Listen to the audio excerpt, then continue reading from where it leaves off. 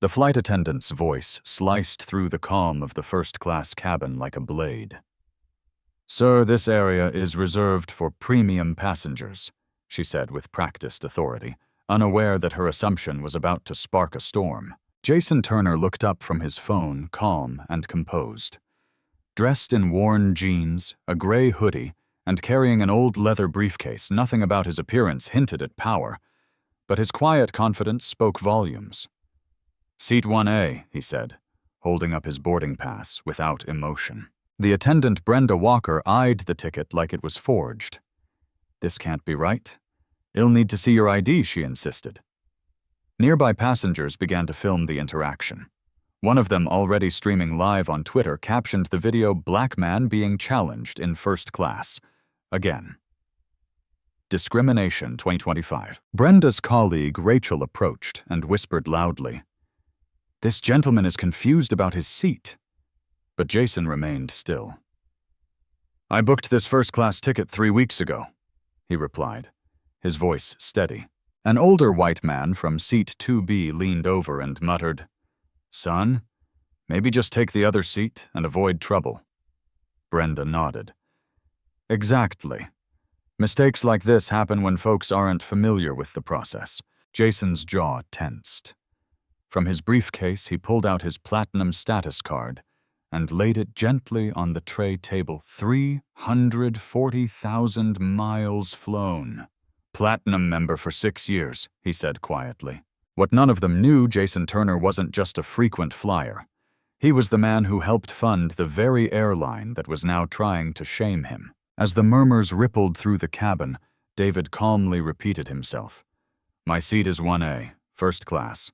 I booked it weeks ago." But the flight attendant, now clearly flustered, wasn't convinced.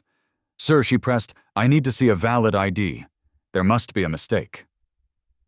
Around them, passengers were shifting in their seats, phones discreetly, or not so discreetly, raised. The digital age had made witnesses of them all. A live tweet had already gained traction. "Black man harassed on Atlantic Airways despite showing first-class ticket. Unbelievable." David pulled out his phone, displaying not just his digital boarding pass, but also his Platinum Elite Cardon indicator of more than 340,000 miles flown with Atlantic Airways. "I've held this status for 6 consecutive years," he said evenly, his tone steady, restrained. Still, the attendant, now joined by her colleague, dismissed the proof.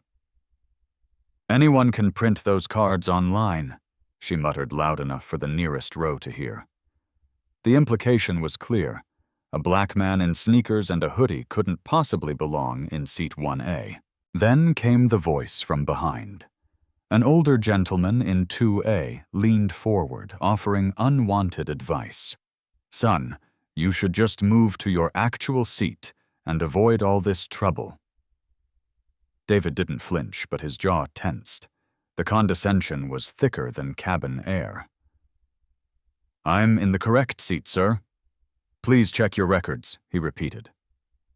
But before anyone could respond, the captain emerged. Captain Gregory Barnes, in his pressed uniform and polished shoes, took one glance at David and seemed to make up his mind. "Sir," he said firmly, "you're holding up departure. I need you to take your assigned seat in coach immediately." David stayed seated. "Captain, I am in my assigned seat. First class. 1A. Here is my ticket, my ID, and my status card." The captain didn't even glance at the documents. "I've flown this route for 20 years, he said. "I know a scam when I see one." Security was called. The passengers around David grew increasingly uncomfortable. A woman in seat 3C whispered to her husband, "This feels wrong." Another passenger started live streaming the caption reading "racial profiling" in real time. Meanwhile, David calmly started recording the incident himself. For the record, he said to his phone, "It's 2:47 p.m. I've provided all the necessary documentation. I am being asked to vacate a seat I legally purchased." Even as the captain barked at him to put the phone away, David continued. "Documenting discrimination," he said plainly. The words hung in the air. The tension grew until 2 security officers finally arrived. One of them, a veteran named Officer Mike Ramirez, quietly asked David for his documents. David complied without hesitation. Ramirez reviewed the ID, the boarding pass, the frequent flyer card. "This says seat 1A, he said, turning to the captain. "And it matches his ID."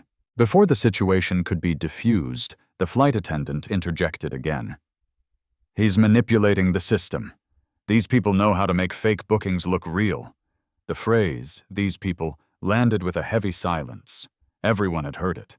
Phones continued to record. A ripple of discomfort moved through the first-class cabin.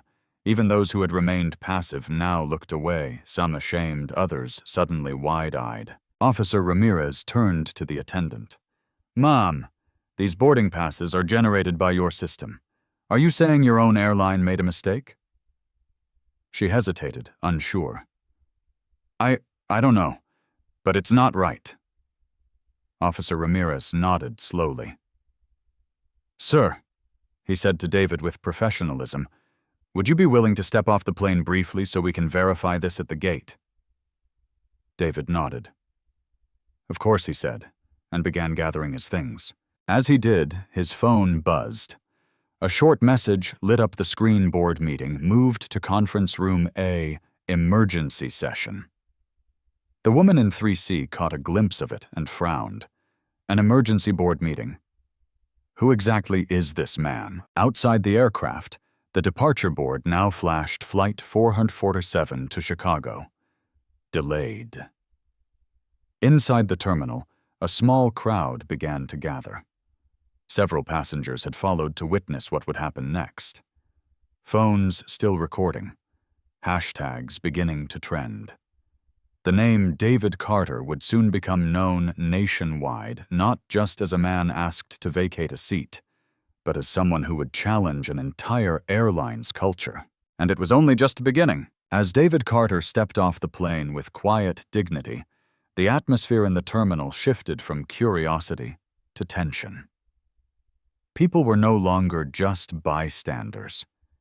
They were participants in a moment that was spiraling beyond the confines of Gate 23. Phones were raised, streaming live.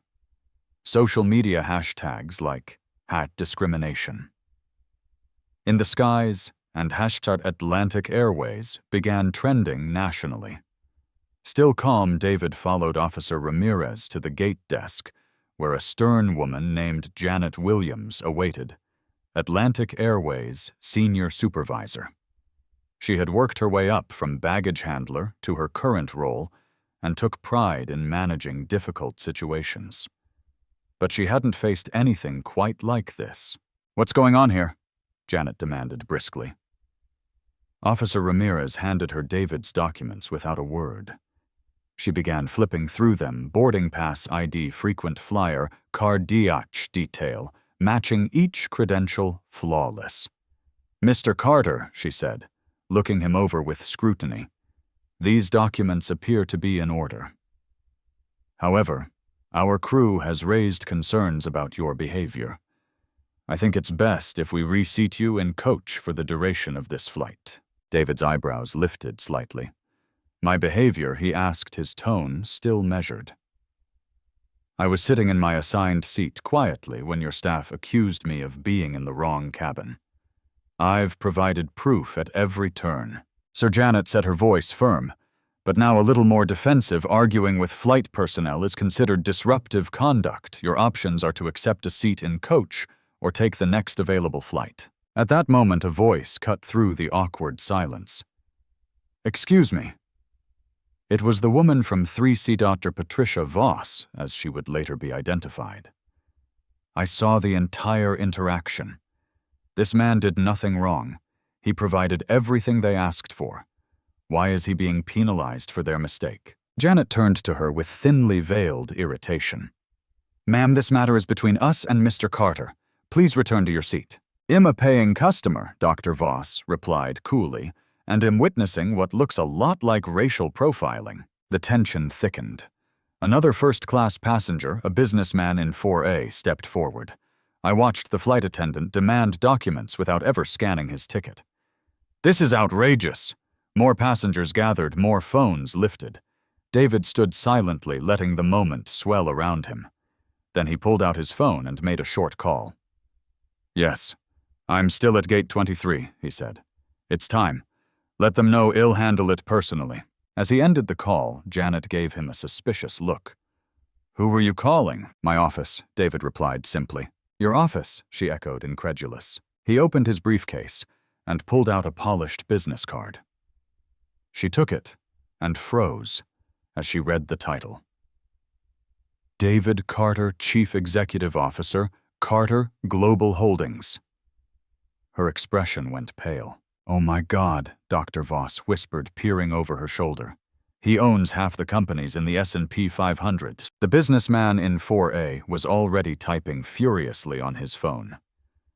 Carter Global posted $2.4 billion in revenue last year. They're one of Atlantic Airways' biggest clients. The whispers turned into gasps. Phones lit up with search results. Social media exploded. Live stream viewers doubled, then tripled. Janet struggled to maintain composure. "Mr. Carter, this doesn't change the fact that—" He raised a hand. "In 3 minutes," he said, checking his watch, "you're going to get a call from your corporate office. I recommend you answer it." Right on cue, her radio crackled. Supervisor Williams' urgent call from HQ Priority 1. David stood calmly, the quiet center of a chaotic storm. "You may want to take that," he said. Janet turned away to answer her radio. But it was clear the control of the situation had shifted. The captain, the flight crew, the gate agent, everyone realized they were no longer dealing with just a frustrated passenger. They were dealing with a man whose company owned a 23% stake in their airline. A man who could move boardrooms with a single phone call. The ripple effects came fast. The first-class passengers, now aware of David's identity and treatment, began demanding answers.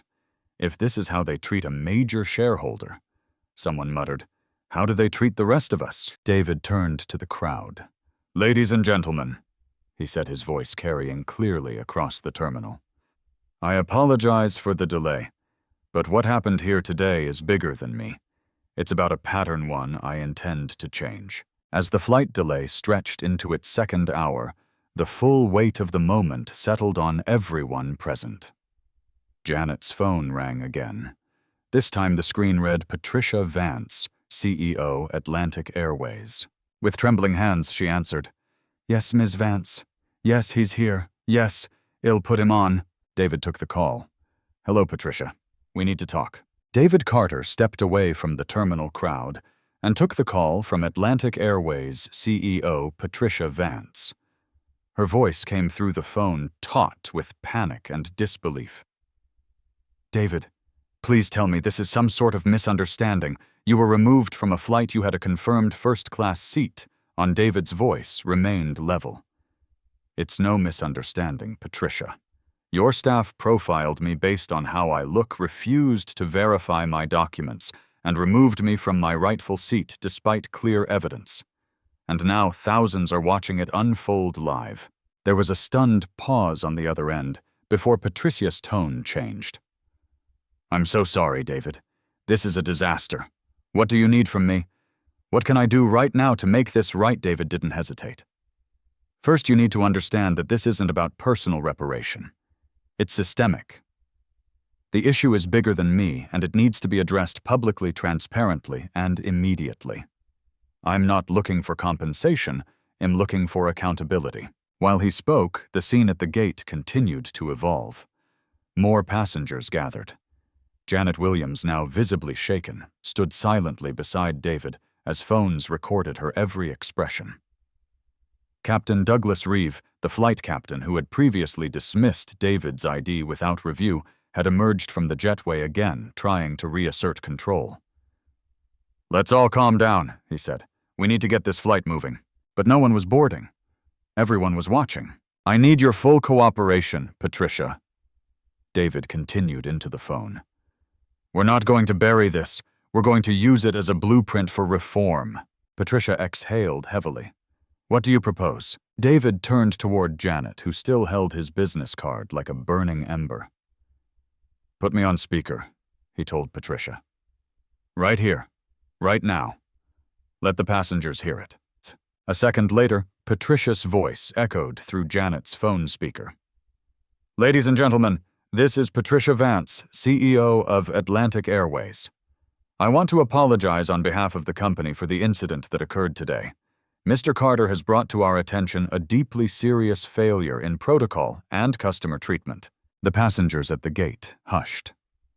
David took the opportunity. "Everyone, I want to thank you for bearing witness today. I know this delay has been frustrating, but I hope you can see it serves a larger purpose. What happened to me could have happened to any one of you. Had I not had a platform, I might have been quietly dismissed, humiliated, and silenced. And that is unacceptable." He looked directly at Captain Reeve and Sarah Mitchell, the flight attendant whose condescension had sparked the chain of events. Both now stood silently near the back of the crowd, unsure whether to step forward or disappear. "The problem isn't just a single decision," David continued. "It's a culture that lets appearance dictate credibility and lets assumptions override facts." From her office, Patricia's voice returned. "David, you have full authority to direct our response. What do you need next?" David paused for just a moment, then spoke. "First, I want immediate disciplinary action taken against the employees involved, starting with the flight attendant and the captain. Second, I want mandatory bias training rolled out for all customer-facing staff within 30 days. Third, I want an anonymous reporting system created for passengers and employees alike to report discrimination without fear of retaliation. Fourth, I want a public apology and a commitment from Atlantic Airways Board to fund long-term inclusion efforts." Gasps rippled through the crowd as the scope of David's requests became clear. But there were no protests, only nods of agreement and support. "Understood," Patricia said. "Consider it done. The board will authorize your recommendations today." David wasn't finished. "There's more," he said. "I want transparency. These changes must be made public and tracked in real time. I want quarterly reports released on progress with executive compensation tied directly to diversity outcomes. This isn't about PR. This is about structural change." At the gate, passengers began applauding. Some cried. Others recorded with tears in their eyes. They weren't just witnessing corporate accountability. They were seeing power used responsibly. Patricia's voice faltered for a beat. "Well, do it, David. All of it. But I want you involved." "I will be," David said. "We'll issue a joint statement, and it'll help build a task force to ensure this never happens again." Just then his phone buzzed with a message. "Board is assembled. Ready for your call." David looked around the gate area, now more like a town hall than an airport. "Thank you for your patience, everyone," he said. "I have one more call to make. But this isn't the end, it's just the beginning." As he stepped aside to begin the next phase of action, passengers erupted in applause again. And for the first time that day, David allowed himself the faintest smile. Not for victory, but for progress. As David Carter stepped into the private conference room at the airport commandeered at his request, and now flanked by airline supervisors, legal counsel, and a direct video link to Atlantic Airways Board, he was no longer just a wronged passenger. He had become the fulcrum upon which the airline's future would pivot. His presence was commanding not because of arrogance, but because of calm, prepared authority. The man in faded jeans and a gray hoodie no longer looked out of place, he looked essential. Patricia Vance appeared on screen, first seated at the head of a long conference table at the airline's headquarters. With her were board members, attorneys, and vice presidents from every division. "David," she began, her tone a blend of contrition and urgency. "The board is fully briefed. We're ready to hear your conditions and act on them. Please proceed." David adjusted his tablet, linking it to the video system, to display a series of well-organized slides. The first slide read in bold, "Systemic solutions for institutional failure." "Let's not call this a PR incident," he said plainly. Let's call it what it is, a structural failure of trust, dignity, and operational equity.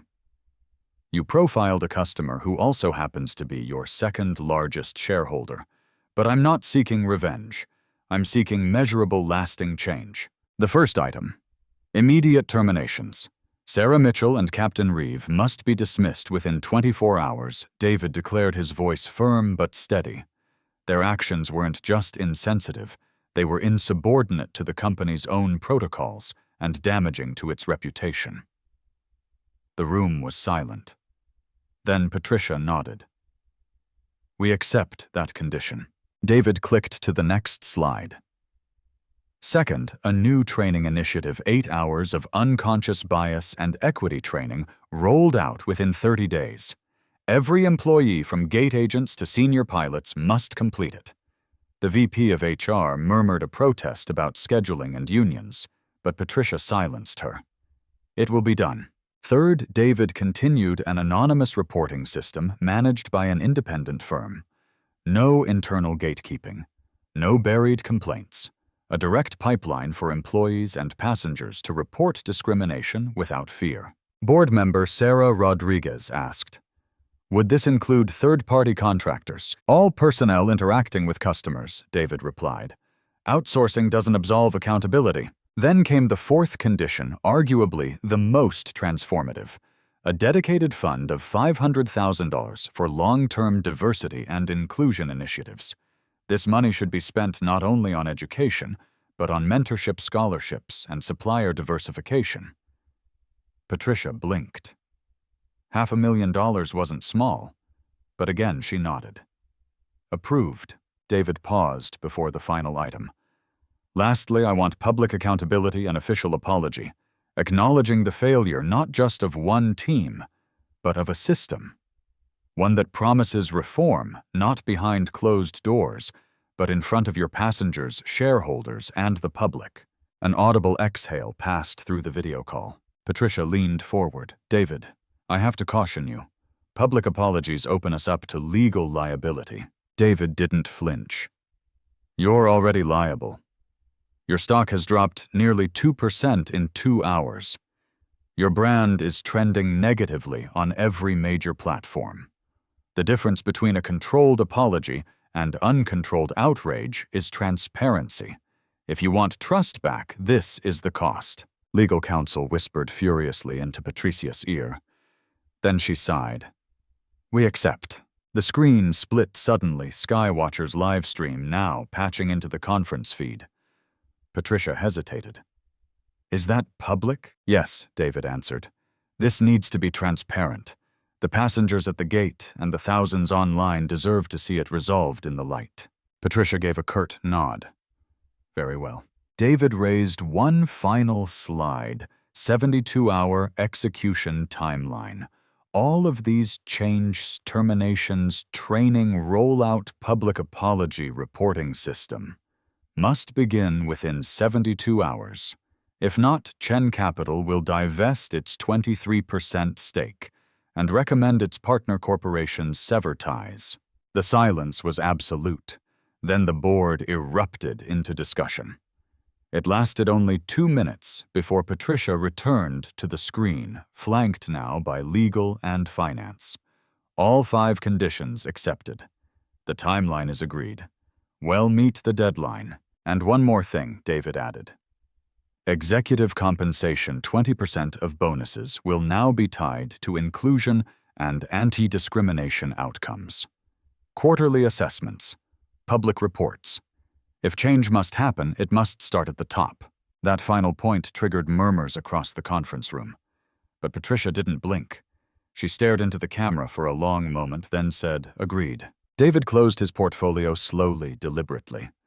Then we have a framework. Outside the conference room, passengers who had stayed near Gate 23 burst into spontaneous applause as the news trickled out. Social media lit up. The phrase, "he owns part of the airline," began trending. Comments poured in. This is how you demand justice. Real-time reform. System change, not just sound bites. For the first time in its history, An airline had rewritten its policies in public, under pressure with receipts. As David returned to the gate, Dr. Elaine Rivers, the passenger from seat 3, approached him. "Mr. Carter, I've never seen anything like that. You've not only stood your ground, you changed the system beneath your feet." David gave a small, weary smile. "There's still a long way to go, but we've just proven that you don't need a protest sign or a bullhorn to start a revolution. Sometimes all it takes is a seat and the refusal to give it up." The real boarding began. Marcus stood in the center of the gate area, like a conductor ready to lead an orchestra. His voice calm, his presence undeniable. Janet Williams' phone was still in her hand, her expression frozen in a mix of panic and disbelief. All eyes were on Marcus passengers, still recording security officers watching cautiously, and gate agents whispering nervously behind the podium. And then, with deliberate precision, Marcus withdrew one final document from his leather briefcase, a sleek folder marked Atlantic Airways Holdings Strategic Investment Summary. "Ladies and gentlemen," he began, holding up the folder. "Before I continue, let me clarify something that may have escaped the attention of this airline staff. 6 months ago, Chen Industries acquired a 23% stake in Atlantic Airways. That makes us the second largest shareholder, just behind the founding family trust." Gasps rippled through the crowd. A few passengers stood up, trying to peek at the document. Janet's jaw clenched. Captain Rodriguez, who had returned to the terminal with hopes of regaining control, visibly paled. As if summoned by destiny itself, the security supervisor's radio crackled. "Supervisor Williams' priority call, incoming from Atlantic Airways corporate headquarters." Janet looked at Marcus, who gave her a slight nod. "Right on schedule," he murmured. Janet answered. The voice on the other end was sharp, authoritative, unmistakably powerful. "Janet, this is Patricia Vance, CEO of Atlantic Airways. Is Mr. Marcus Chen with you?" she stammered. "Yes, ma'am. Has right here." "Put him on," came the curt response. Marcus didn't need the speakerphone. He took the phone, raised his voice just enough so the crowd could hear. "Patricia. Good afternoon. I wish we were speaking under better circumstances. I was just forcibly removed from Seat 1, first class in Flight 447 to Chicago, despite presenting valid documentation due to what I can only categorize as racially motivated assumptions by your staff." The terminal went silent. Even the children who had been playing near the windows stopped to listen. Patricia's response was laced with disbelief. "You're joking. Marcus, please tell me you're joking." "I wish I were," Marcus replied. "The incident is being live-streamed. Twitter, TikTok, LinkedIn, it's trending under #Atlantic Airways discrimination. Your stock has dropped 1.4% in the last hour." At that moment, Dr. Patricia Voss Still, watching from the edge of the crowd, stepped forward again. "Mr. Chen is telling the truth," she said firmly. "I was on that flight. I saw everything. He showed his boarding pass, his ID, his frequent flyer card. The flight crew simply didn't believe him. They judged him by his appearance." Patricia Vance could be heard sighing deeply on the line. "Marcus, what do you want?" He didn't hesitate. Immediate corrective action. First, I want all involved personnel to be removed from duty. Second, I need your board to authorize the development and deployment of a third-party managed anonymous discrimination reporting system. Third, I want a $500,000 fund created to support internal diversity and inclusion programs. And finally, I want a public apology, not just to me, but to every passenger who's ever been silenced or ignored due to prejudice. There was a long pause. Then Patricia said, "Done. All of it." The crowd gasped again. Skywatcher's live stream viewer count hit 4,000. Marcus wasn't finished. "There's one more requirement. All executive bonuses moving forward should be tied to measurable improvements in passenger equality metrics. That includes yours, Patricia?" A collective murmur swept through the passengers. Patricia responded after a beat, agreed. "I'll announce it myself." Marcus nodded and returned the phone to Janet. "Now," he said, raising his voice again to address the assembled crowd. "I believe we were supposed to be en route to Chicago over an hour ago. Let's get this flight back on track." As Marcus walked calmly toward the gate, Dr. Voss called out, "Mr. Chen, I've never seen anything like that before."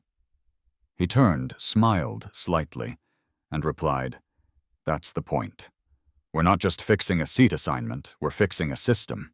As Flight 447 finally departed from the gate, 3 minutes behind schedule, but carrying a plane full of passengers now wide awake to a deeper truth, Marcus Chen settled back into seat 1A. The seat hadn't changed, but the world around it had. A new flight crew had replaced the previous one. The energy was calmer, more deliberate, more respectful. Even the captain, a composed woman in her 40s named Elaine Monroe, had personally welcomed Marcus aboard, her tone professional but warm. "Mr. Chen, we're honored to have you flying with us today. Please let us know if there's anything we can do to make this flight more comfortable."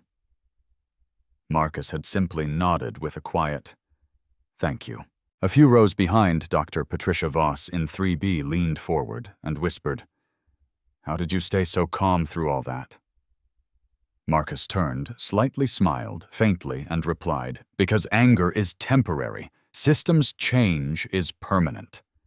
The flight lifted off, but the real ascent had already begun. By the time Marcus arrived in Chicago, media outlets were ablaze. "Airline exec humiliates CEO, then gets fired," read a trending headline. CNN, MSNBC, Bloomberg, and even the New York Times had picked up the story. Clips from the live stream had gone viral. Hashtags like #dignity, "in the skies," and #Chen protocol were flooding social media platforms. But Marcus didn't linger for interviews. He had work to do. Back in his Chicago office just 71 hours later, Marcus reviewed the implementation reports his assistant Maria Santos had laid neatly on his desk. Every section was time-stamped and cross-verified. Sarah Mitchell and Captain Rodriguez were both officially terminated yesterday, Maria said quietly. Janet Williams has been demoted to training coordinator. She starts sensitivity retraining next Monday. Marcus nodded, flipping through the documents with a quiet intensity. "Status of the crew training protocols?" he asked. "Live." "As of this morning," Maria replied. "Every Atlantic Airways employee will complete 8 hours of bias recognition and anti-discrimination training within 30 days. The anonymous reporting system launched at 6:00 a.m. this morning. Already logged 2 incidents." Marcus' phone buzzed a news alert. Atlantic Airways stock rebounds. After swift discrimination, response shares up 3.2%. The market had spoken. Investors rewarded decisive leadership, especially leadership that knew how to align social accountability with strategic business interests. Later that day, Patricia Vance herself appeared on CNBC for a live interview. "This was an unacceptable incident," she said candidly. "But thanks to Mr. Chen's professionalism and leadership, we've transformed failure into a blueprint for institutional reform. Our new initiative, Dignity in the Skies, is just the beginning." That interview was viewed over 800,000 times within 6 hours. The ripple effects spread quickly. Within 3 days, 6 other airlines had contacted Chen Industries, requesting licensing access to the bias training program Marcus's team had designed. The Chen Foundation, which had quietly funded the original $500,000 diversity grant to Atlantic Airways, announced a new initiative, Transportation Equality, across all commercial travel sectors. A few days later, Marcus received a personal call from Dr. Patricia Voss. "I hope you don't mind me reaching out," she said. "I got your number from your foundation." "Not at all," Marcus replied. How can I help? She paused for a second, then said, I'm head of emergency medicine at Northwestern Memorial. After what I witnessed on that flight, I took your story to my board. We're implementing our own version of the Chen Protocol for Hospital Staff Anonymous Reporting Bias Training Quarterly Reviews. Your strategy changed the way I view institutional culture. Marcus smiled softly. That's the goal, Dr. Voss. One incident becoming the catalyst for wider change. The two spoke for several more minutes about culture accountability and the power of structure over sentiment. When he hung up, Marcus turned back to the growing stack of letters on his desk, many from strangers, all with stories eerily similar to his own. One letter stood out from a young black woman named Angela Thompson, a recent MBA graduate. Mr. Chen, she wrote, I was on United Flight 237 last month and experienced nearly identical treatment. But I didn't have your platform. I just endured it. Watching your live stream made me realize that silence doesn't create change. I've since partnered with the ACLU to document systematic bias in air travel. Thank you for showing that we don't have to accept discrimination quietly. Marcus placed Angela's letter in a special folder labeled Case Files Foundation Action. Her testimony would later become part of a broader class action legal movement and the beginning of sweeping regulatory reform. The transformation was in full motion. The gears of accountability were finally turning not out of public relations necessity, but through the strategic alignment of values and economics. What began as one humiliating incident had evolved into a model for corporate reforma demonstration of what can happen when truth is documented, shared, and used to expose what's been quietly tolerated for too long. Marcus looked out his window over Lake Michigan, not for serenity, but for perspective. The skies above him were no longer just pathways for travel. They were becoming a proving ground for dignity. 3 months after the incident on Flight 447, Marcus Chen stood at the podium of the National Civil Rights Museum in Memphis. The auditorium was packed civil rights leaders, corporate executives, transportation officials, and over 150,000 viewers watching the live stream. Behind him, a slide projected a simple graph, a 71% drop in airline discrimination complaints since the Atlantic Airways reforms. As Marcus addressed the crowd, he emphasized not punishment, but transformation. We didn't just change a company, he said. We shifted an industry. And we did it not through outrage, but through systems accountability and transparency. Then from the audience a familiar voice spoke. Mr. Chen Im Sarah Mitchell, the flight attendant from 447. A hush fell. Sarah stepped forward, her voice steady if remorseful. I want to thank you. What you did changed my life. I've since become a diversity consultant. I help others unlearn what I hadn't even realized I was doing. The crowd erupted in applause, not for her mistake, but for her courage in confronting it. The real lesson change isn't just about exposing wrong, it's about building better systems. So those wrongs aren't repeated. Accountability isn't revenge, it's responsibility in motion. If this story inspired you, drop a comment below. Have you witnessed discrimination? Speak up. Share your story. And don't forget to like, subscribe, and turn on notifications, because together we can turn real-life stories into real-world change.